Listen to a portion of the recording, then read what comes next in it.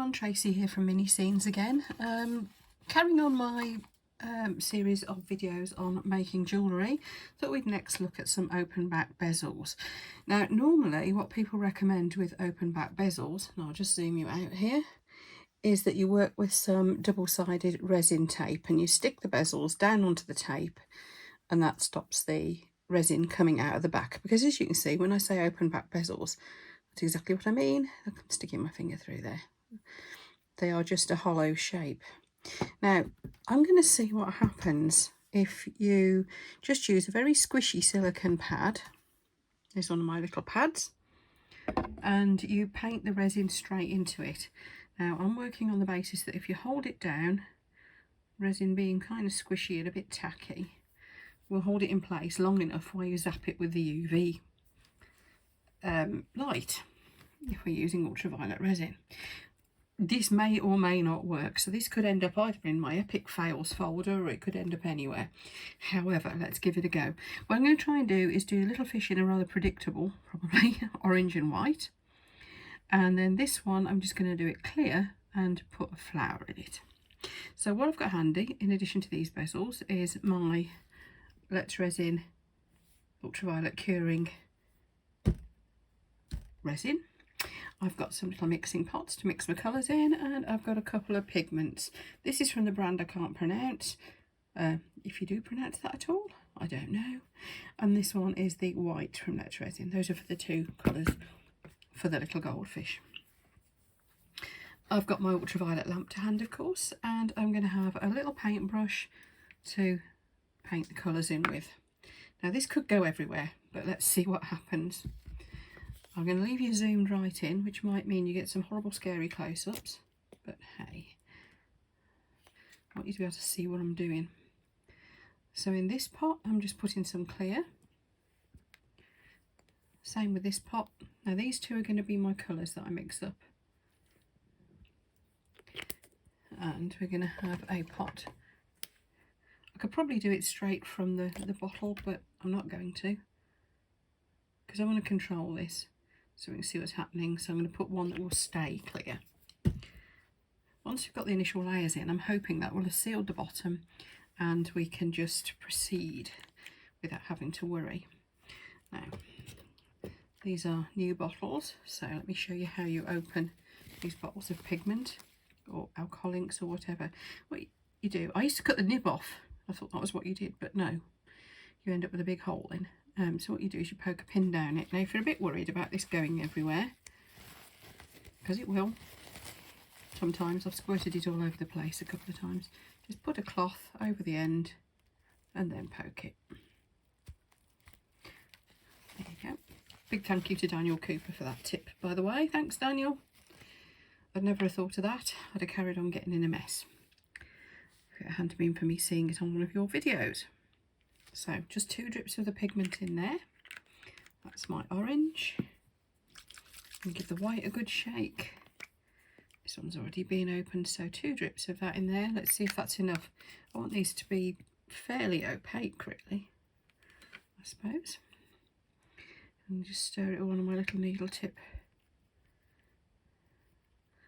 These are actually nail art dotting pens. Seen these? Just like a little knob on each end, different sizes. This is quite a fine one. You're mixing teeny tiny bits of resin. It's just the job.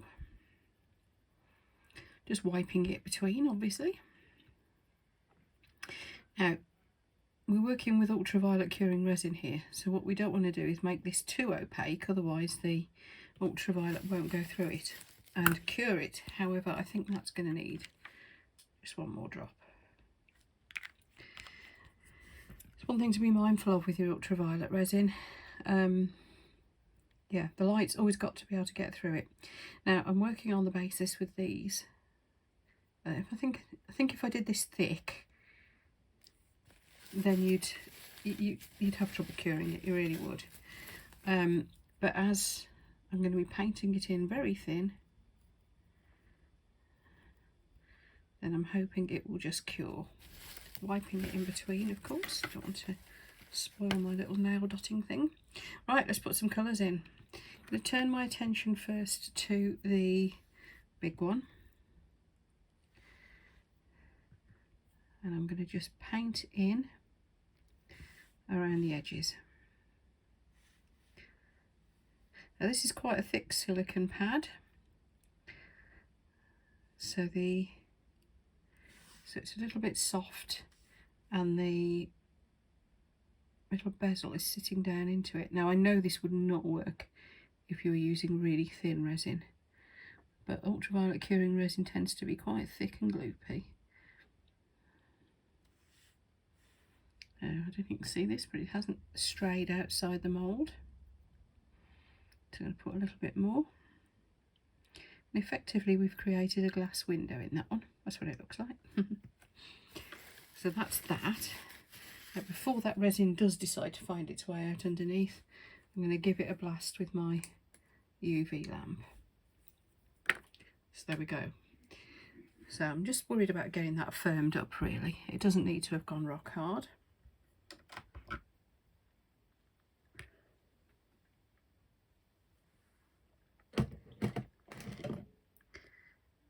That should do.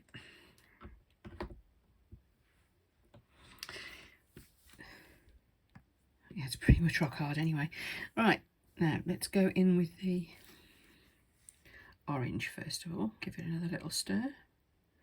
So you see, all resin pigments have worked quite well in this ultraviolet resin.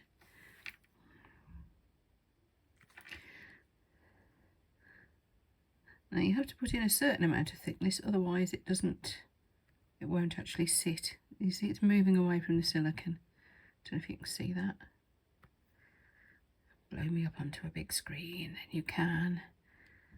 So I'm going to have to do this bit by bit because I'm putting it in deeper than I thought I would need to, because of it walking away from the resin.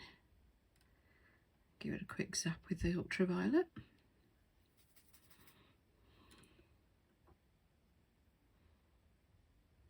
Okay.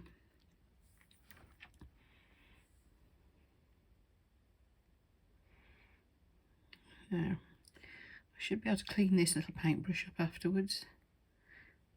I'm going to use my Wonder Wipes as usual and just see what happens. So there we go, just making sure I've got no little bubbles in these. But so far, ooh, that's quite a big blob. But so far they seem to be staying put, so let's give that another blast. Now I am aware that the orange will fight the blue in the ultraviolet light, so it's going to take a lot longer to cure. So I'm getting it right in there close to my light and hoping that it's working. Now this little silicone pad I've got them sat on is also translucent, so I'll be able to get the light through from underneath as well, which might be a good move. And as you can see now, I'm just colouring in these little scales. And all I can say is it's a good job I remembered to put my glasses on this time. I can actually see what I'm doing, which is always a good move. There we are. I'm doing alternate ones. Well, no, I'm not. No. Let's try and do it proper patches. Like so. I don't know if you've ever looked at fish, but a lot of them, they're coloured in beautiful patterns. I've got koi, and the patterns on some of those are amazing.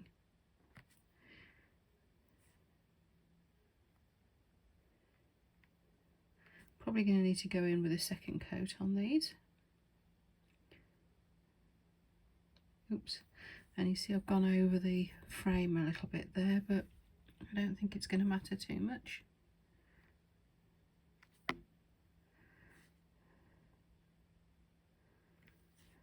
Let's go over and, yeah, there we go, we'll over and wipe it off. And let's have an orange one there. I think he's going to want an orange face as well. This is quite a big area, so let's see what happens here. So far I don't seem to have any seepage underneath.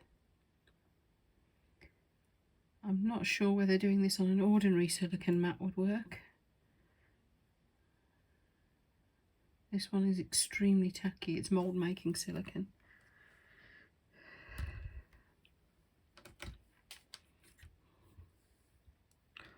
Let's get the light in here. And what I'm going to do is give this a second coat. And then I'm going to put the white in. So I'll probably fast forward that bit for you because you don't need to see that in detail again.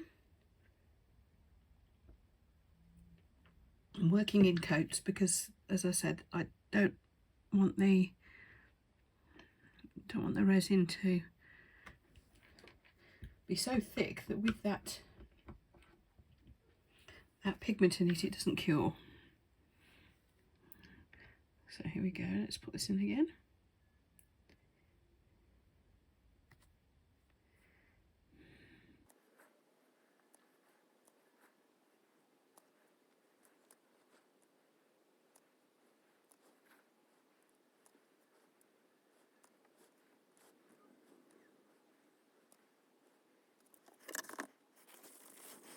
So there we are. I'm going to leave that under the UV light for quite a long time because it's orange, because it's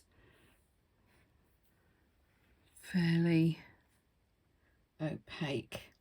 So I'm going to leave that light on it there. In the meantime, let's turn our attention to this little guy that has cured up well. I knew it would because it's obviously it's transparent resin. I just noted it needed to decide what flower to put in it, and I'm going to go for a little daisy of some sort, I think. I think. Yeah, let's have a look at this pack here. Can you see those? They come blister packed, and there's some nice daisies in that one. In the summer I shall dry my own daisies. Daisies are really easy to dry. Just put them in silica gel in a tub. A lot of flowers will dry really, really easily like that. You can press them as well, obviously, and sometimes for working in resin you do want them pressed. Otherwise they ain't going to be flat. However, these were bought ones, they are pressed. And let's have this little yellow daisy. And you know what? That might be all I put in there. Maybe just a little sprig of green behind it, I don't know. Let's see.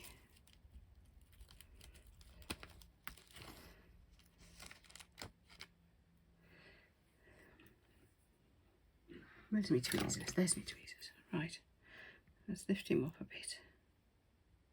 That's a bit too long.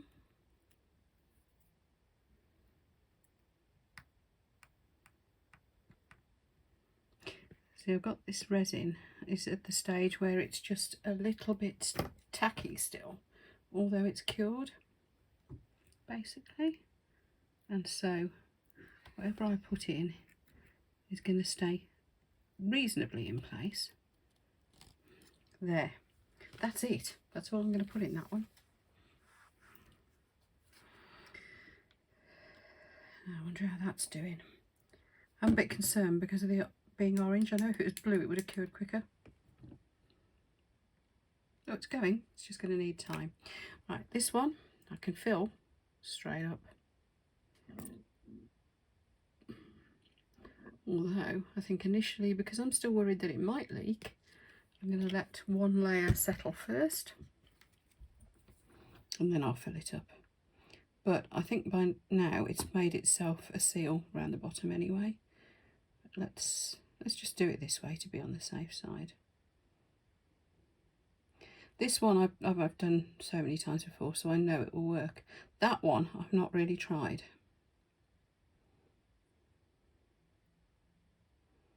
I say, well, I haven't tried it on a silicone pad before. What I mean is the resin itself I've tried before with flowers in it, and I know it works.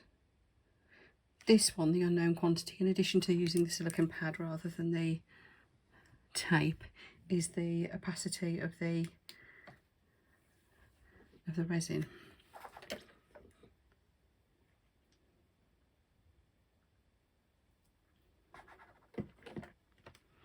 So give that another whiz with the torch. Right, so that should have cured up quite well now. Now I'm sure that isn't going to leak now, so let's top him up and dome it. to dome it. I'm going to try and do it while it's still on the pad, because that I find easier. I know a lot of artists work from the centre outwards. I find it easier to go around the edge myself. See how you get on. But if I work from round the edge, so I know I've got right up to the edges with my nozzle, and then put some drips in. And when I'm going to turn it out, when I turn it over, I shall do the same with the back, because the back should be nice and flat. So that has just domed slightly. Don't want it massive and chunky. Let me look at it from the side. Yeah, that's doming nicely. The surface tension keeps it back from spilling over, and it's quite a judgment call getting it just at that level where it doesn't spill over. So let's give that another quick whiz with a light.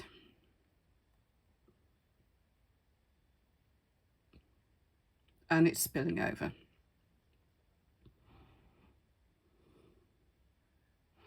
Don't panic if it spills over. Don't panic, don't panic. Because as soon as that's firmed up, like already, I can pull it off. See, the back's nice and flat.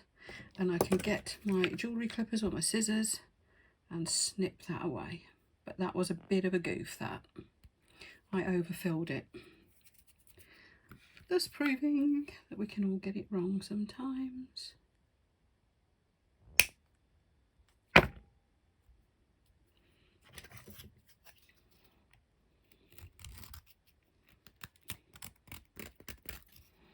And there we go. I've just knocked it back with the scissors, snippers, and then a nail file. That'll be fine. Give that a little wipe.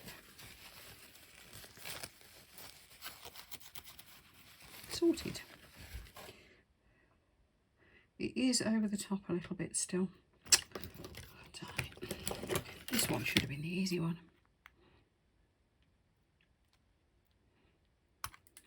Just bear in mind that before resin is absolutely 100% cured, it's still got a little bit of softness to it. There we are, fixed. Should probably just run around that with a file and then give it another go with the resin to dome further. Let's do the back first. Let's see if I can do this without spilling it over. Because what you can do if you're not sure is just do a thin layer at a time. That's probably what I should have done. Do like I say, not like I do. Isn't that what my parents used to say? To be fair, mine didn't. They're as badly behaved as I was. Oh, Dad was, definitely. Right, there's the back. Just going to make sure I've got it out to the edges. I've gone the opposite way with this one.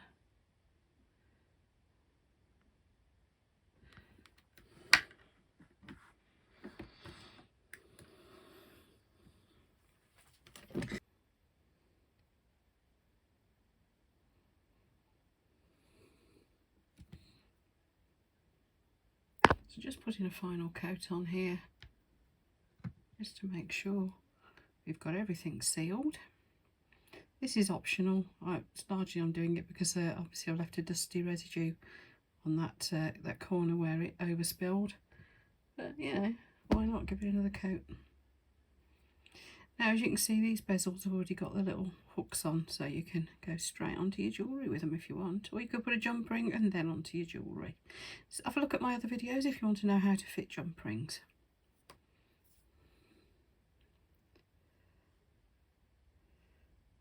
There we are. So that one, to all intents and purposes, is finished. Give it a zap from both sides again. Don't forget the flower will stop the ultraviolet from getting through. So that's done. That's cute, isn't it? Let's see what's going with this little guy.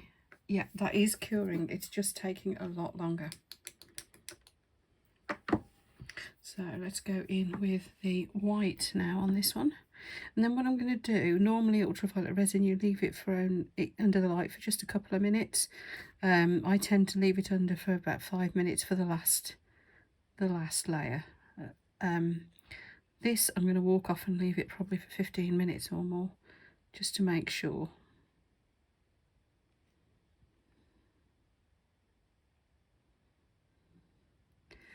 So we're just filling in his little white bits. Again, I think I'm going to need to do this in 2 layers.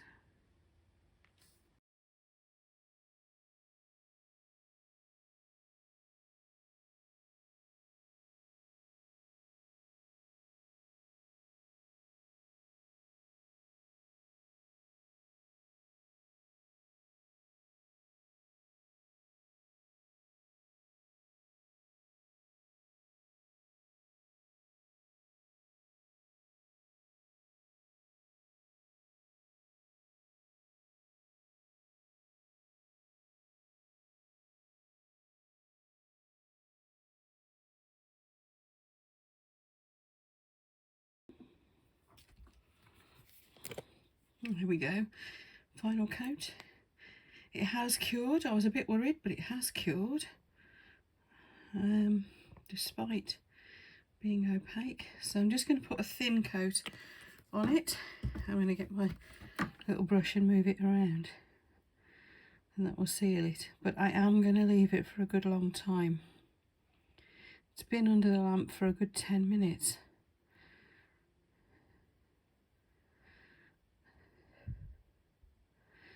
So I'm going to leave it under for another 10 minutes before I flip it over and do the other side.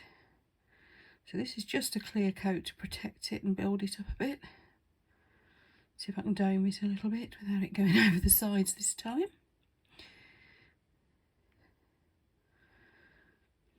So I'm going to leave it under the lamp, and as we film this, it is New Year's Eve.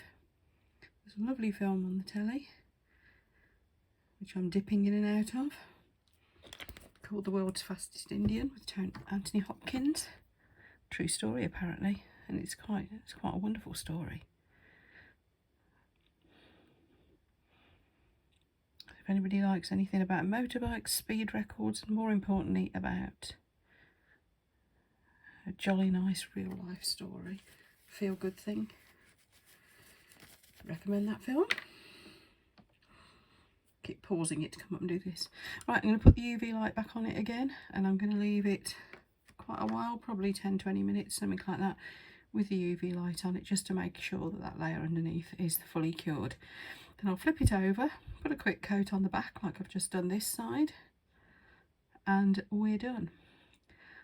Now I am going to leave them, however, probably till sometime tomorrow, just to make sure there's no stickiness left on them before I try to put them on jewellery. But there you go, that is an alternative way of using your open back bezels without using the sticky tape on the back. Probably easier with sticky tape, to be fair, I don't know. But this just proved that it worked. There we go. So the next shot you will see will be, I won't bother filming the doming of the back, so the next shot you will see will be the actual items. So thank you for watching, folks. I hope this was really helpful for you. It's just a simple little project and a slightly different take on open back bezels, with using these little soft silicone pads instead of the tape. So I hope that worked for you. Do look out for the rest of my videos. There'll be some links coming up on the screen for you to other beginner level videos that I hope you'll find helpful.